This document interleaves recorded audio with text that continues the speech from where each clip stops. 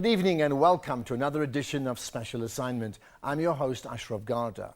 October is National Mental Health Awareness Month. And in this investigation, we highlight the continued human rights abuses suffered by mentally ill patients in the country. 1 in 4 South Africans now suffer from some form of mental illness. And while this is on the rise, the Health Department is yet to prioritize mental illness under its national budget. In this episode, we ask, what will it take to stop shutting out the mentally ill? This report by Tanya Bankin. Mental health advocates claim that mentally ill patients suffer abuse at the hands of their caregivers. I've witnessed patients being beaten by the staff members, patients beating patients, and the staff not intervening to stop this from happening. Sufferers are often ignored and feel isolated in our society. We're also human. We have a disease like anyone else has a disease, and it can be treated and it can be managed.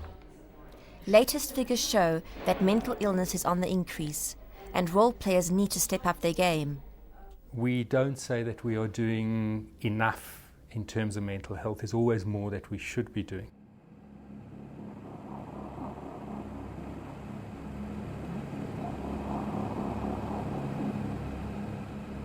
I was admitted to this hospital. Even from the entry point, they treated me like a prisoner. I had to strip that, you wear hospital clothes. In the mornings, we were woken up. We all slept in a dormitory. That's where we were locked. So you're basically locked from one room to the next. And then they unlock, and then you go to bath. And they make you stand in a queue, naked. And I'm talking about 40 women. And then you have to bath in a small amount of water in the bath. All 40, you make turns, 2 or 3 in a bath. These are just some of the harrowing encounters Charlene Sunkel endured during her time in institutions.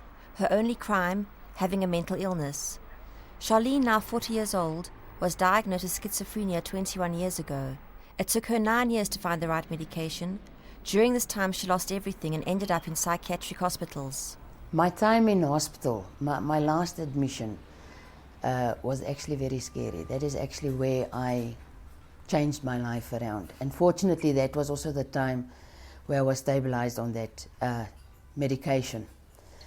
Because in hospital, I experienced a lot of abuse happening to patients, and the circumstances, the unhealthy environment in which people are supposed to recover. I just thought to myself that shouldn't happen. It's not fair to people. It's not right. This abuse motivated Charlene to dedicate her life to advocating for the mentally ill. She's now living an independent and fulfilling life, proof that there is life after mental illness. She works full-time and has her own flat in the middle of Johannesburg. But it wasn't always this easy for Charlene. As an advocate, she's faced daily with many human rights violations against the mentally ill. One is accessing disability grants. At the moment, people with mental illness go there and it's not accepted that mental illness is a disability, and they don't understand that. They just say, I'm actually conducting a survey at the moment, because I had a lot of reports of people saying when they go there, they ask them, are you in pain? Or if you're not in pain, then you can go and work. Or if you're too clean, then you can also go and work. We approached the South African Social Security Agency about the difficulty for some mentally ill people who are turned away when they try to access disability grants. This is what they had to say.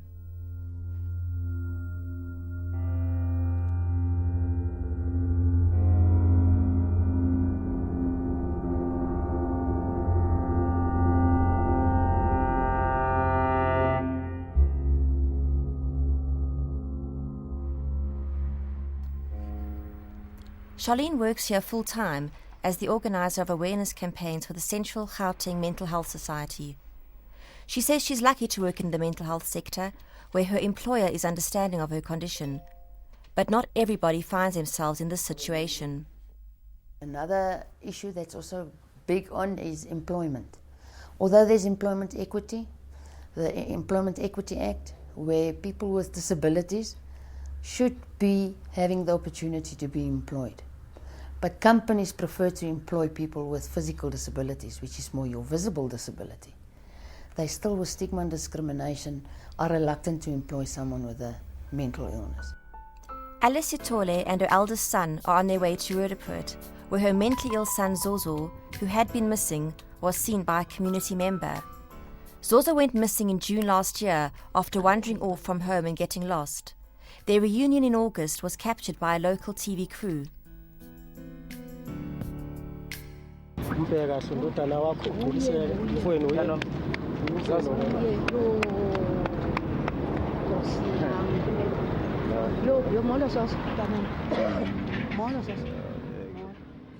We meet up with the Sithole family in Dube village, Soweto, a few months after their reunion with Zozo. Zozo has since been admitted to Baragwanath's psychiatric ward, where he's receiving treatment. Alice says she realized there was something wrong with her son at a young age. Awuthanda umzi uqala kwethu umbona ukuthi uyagula. Wayena 20 years. Sambona ukuthi lo mntana lo umane ethethe yi-1 xa uthetha naye akazuthetha lento uthetha yona uzawuthetha yakhe. Xa ubuza lena akazuphendula loo nto uzawuphendula yakhe. Saqala sambona ukuthi lo mntana akekho right lo. The family are positive that Zozo will live a good life now that he's receiving treatment. Ndinalo ithemba lokuthi uzawubangcono noba kakho nje ngoba ke wayenjeya kodwa hayi ndinalo ithemba lokuthi uzawuba bhetele njengoba njena ke ngoku esadla ama-treatment phakathi kodoctor ndiyarhala ukuthi aphile abe bhetele aphile. For Zozo and others like him, treatment is the only option in staying well. But taking medications is sometimes a problem. Besides the side effects, patients often stop taking medication because other people influence them by saying they seem fine and don't need the medication. Charlene experienced this and relapsed.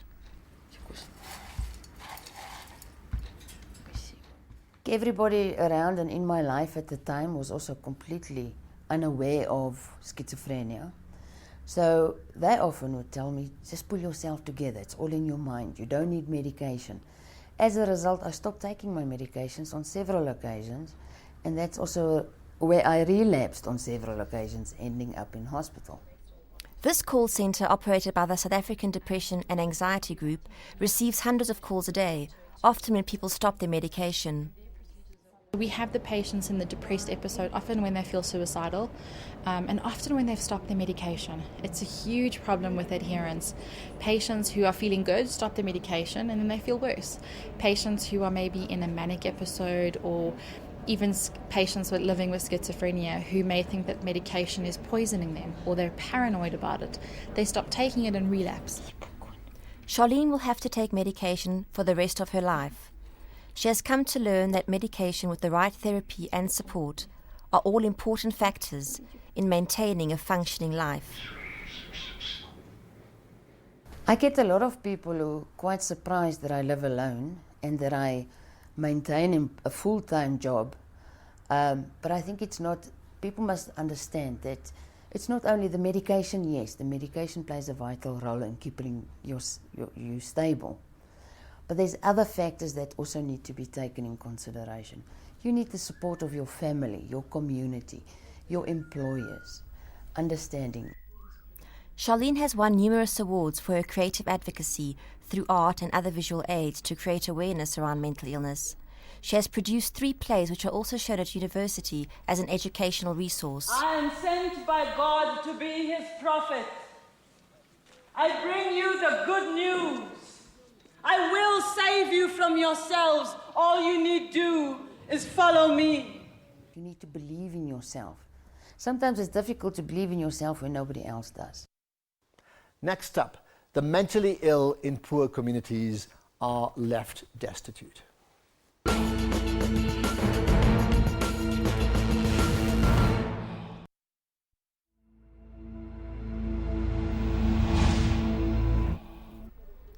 Located in the north of Johannesburg, Diepsloot is one of the fastest growing informal settlements in South Africa.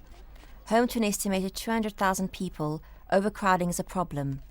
They have no mental health facility, making it hard for people here to access treatment and care.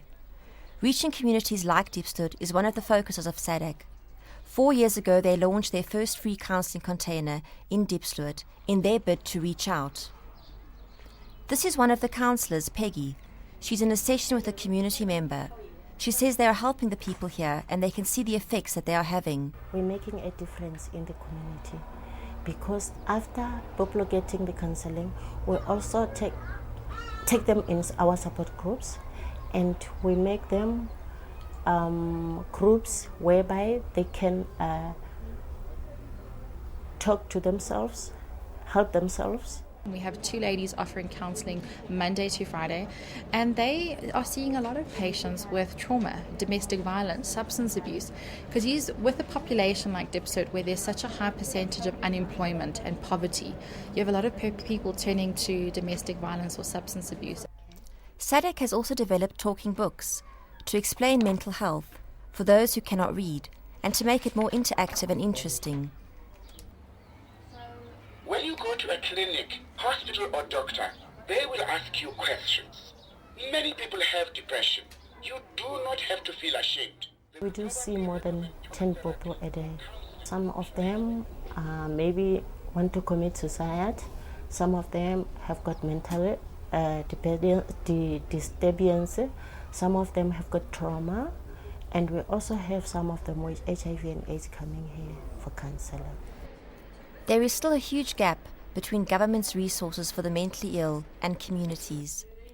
Professor Freeman from the Health Department acknowledges the invaluable work NGOs are doing in communities. The area that we're probably lacking more is in getting into communities, working with people in communities. You know, it's not only better for people, it's also cost effective. And so it makes so much sense for us to be able to get more into communities. 1 in 3 South Africans are mentally ill. Depression and suicide is a huge problem and on the rise. Sylvia, who lives in Diepsloot, says she wants to be able to help her community and make a difference.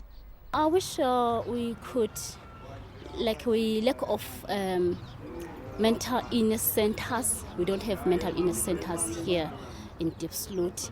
If there could be those facilities to extend such areas so that we can reach more people, so that more people can get informed and we can have a lively, healthy community all around. Only 4% of the national health budget is dedicated to mental health, keeping mental health separate from the health budget and at the bottom of the priorities. Mental health is linked to general health. Research shows people living with HIV are 3 times more likely to develop a mental illness. We're moving to a much more integrated approach, so that whether it's at primary or secondary or even tertiary care, that mental health should be integrated into other health services as much as possible. That doesn't mean to say that we're doing away with our specialised psychiatric hospitals. We still have them and they still serve a purpose. But our aim is to try and have people treated as if they have a health problem in the same way as anybody else. The health department sees the potential in community outreach programs and says they need to look at better ways of reaching the people and support partnerships. There can be an argument to suggest that they do that more effectively than we can.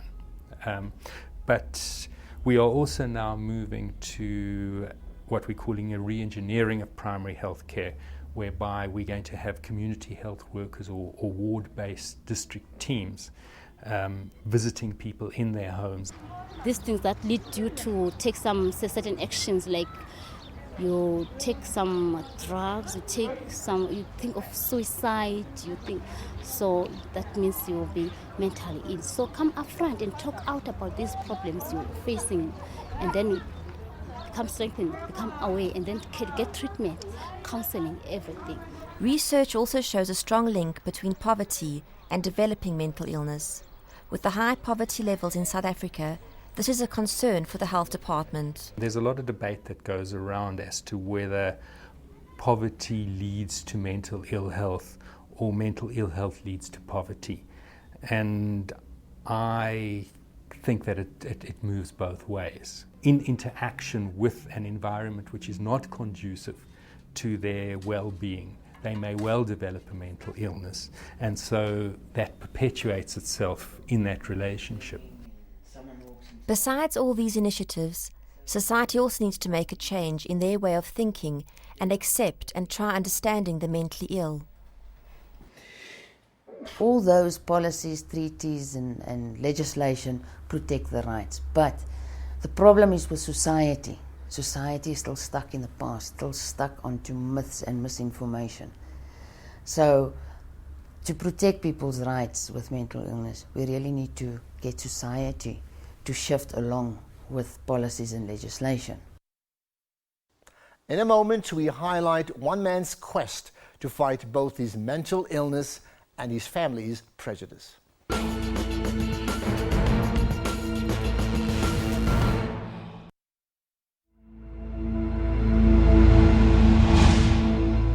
This is 29-year-old Sifiso, enigmatic, educated and well-spoken.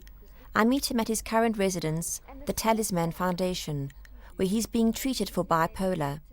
You wouldn't know by looking at Sifiso that he's been battling mental illness since 2004. He remembers being violent sometimes and acting psychotic. Some parts of his past are blank. When Sifiso's behavior became unmanageable, his parents turned to traditional healers to find answers. When I was first diagnosed, I was in denial, because I used to be a heavy drinker. And I thought it was just the alcohol that was causing me to do all those things. Because I was very psychotic and I behaved abnormally. And I was in denial a lot. And they didn't take me to hospital at first. They took me to sangomas and traditional healers, to find out if, what's wrong and they can help me in that way. Because they thought I was bewitched, basically. And that didn't work. I think it made things worse, because I wasn't taking the treatment that they were giving me. The right diagnosis and treatment is key in managing mental illness. Sifiso has been lucky enough to find himself at the foundation in the south of Johannesburg, where people with mental illness are given direction and a chance to become independent. Therapy and coping skills also form part of the treatment. Medication is important, I have to take it. It's gotten me this far, and it's helping me with my condition, it's helping me to keep it, stable, not to be high or not to be low or not to be depressed or have anxiety attacks, that's the kind of stuff, and it's helping me, to deal with that.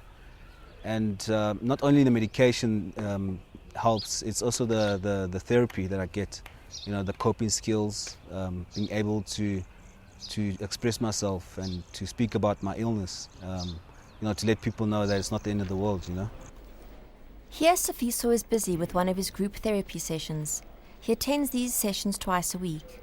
Tabiso has been his therapist for the last 2 years and has seen the positive impact therapy has in dealing with mental illness. What lesson do you draw out of that? What lesson can you draw from where the person's coming from? We include various types of group topics for our guys to actually, because there's certain people who are stimulated in terms of artwork, guys who respond well to the type of group session that I had today. So once the person is stable, we're able to work on the process and them taking responsibility. Sifiso is receiving skills training to operate the entrance at the foundation. It forms part of his rehabilitation to be reintegrated back into society. The vocational skills training is helping me by I'm able to wake up in the morning and have a purpose, basically, to know that I have to do this during the day. And I have responsibilities that are due there at the gate, and with these responsibilities they come rights as well. As a mental illness, mental user, I'm able to, to work. So once on medication and with the right coping skills and social skills, a person can function optimally in society like any other person. Not everyone is as fortunate as Sifiso and able to get the proper treatment. Only 1 in 4 South Africans have access to treatment. SADC knows all too well the challenges facing sufferers. They say they are a bridge between the mentally ill and treatment facilities, trying to give hope in a situation where many feel hopeless and powerless. In South Africa, we have very little or lack of resources. So people don't know where to go, who to speak to, how to get treatment, and that's where we try to bridge the gap. So if someone calls in with an issue, say it's a legal issue or they're unemployed and that's what's causing them depressed or being stressed, we would help them on how to put your CV together, where to send it out for. If you can't afford counselling because you've just been raped or hijacked, we'll find a free trauma centre for you to go to. So we're very direct and we do help and intervene as much as we possibly can, almost becoming the telephone directory for mental health. Adil Esop from the Talisman Foundation says the need for halfway houses that can facilitate the transition from mental health care institutions back into society remains dire. There is a huge demand for our services at this point in time. I think the last I looked there was about 60,000 people in Gauteng alone that requires this type of service. So there is a huge demand, and often based on the availability of bids, we do have to turn some clients away. Adil says funding of these institutions also remains a critical problem. The problems that we're finding regarding the funding, firstly, the money is way too little. On average, we get about 1,260 Rand, which is the client's disability grant, and we also get a small stipend, the maintenance grant, which is worth 1,900 Rand. But in terms of the services that our clients desperately need, which includes doctor services, psychological services, social work, and then obviously the roof over their head, food, medication, all cost a lot of money. So I really think that in terms of the money flowing towards mentally ill people should be increased by a huge margin. We do not receive any financial funding from the Department of Health. It is a problem that we work very closely with the different departments to urge for funding. You know, we're bridging the gap between clinics and home-based care workers and nurses and hospitals and doctors, and we're trying to help as much as possible, but with funding it's really, really difficult. Like so many others, Sifiso experienced isolation and rejection once he was diagnosed with a mental illness. 2 months before I got admitted, and because I was staying with my mom and my sister, and you know, there were certain behaviours I was doing and they didn't agree with it, and most of the time they'd call the police because they didn't know how to handle me. You know, they'd blame me for it because now they didn't understand it, you know. They didn't know why I was doing certain things, why I was saying certain things. And because of my condition, I was hearing voices and I was seeing visions. In the past, people would be locked out of society and the families would merely go along their way without visits and all of that. We don't have any barriers in terms of visitation and having people move on and off the property. Our clients have all their full human rights. Sifiso's family remains supportive, but he says a better understanding of his illness will bring them closer. I just want to say to my family that, you know, I'm still human at the end of the day. You know, I make mistakes like everyone does. I just wish that they had more knowledge about the mental illness part. They should accept me. They shouldn't just stay away. I want them to love me like I love them.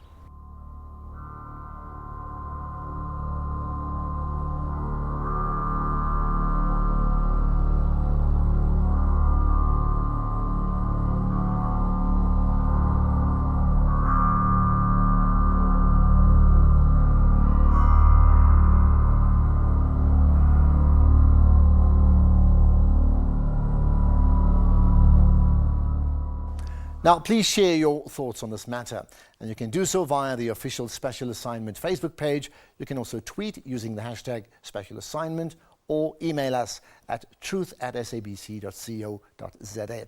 Well, to end with, comments from last week's show on the terror attacks in Kenya and the prophecies of Hubert Angel before the dramatic events occurred. Owakheng Lokele emailed, saying anything that might be helpful in securing our nation should be given full attention with top standard security measures. And Zuki Shabalala tweeted, we should take prophets seriously. Prophet Hubert Angel was on point about Kenya. Well, that's it for tonight. Join us again next week when we point out the issues that matter.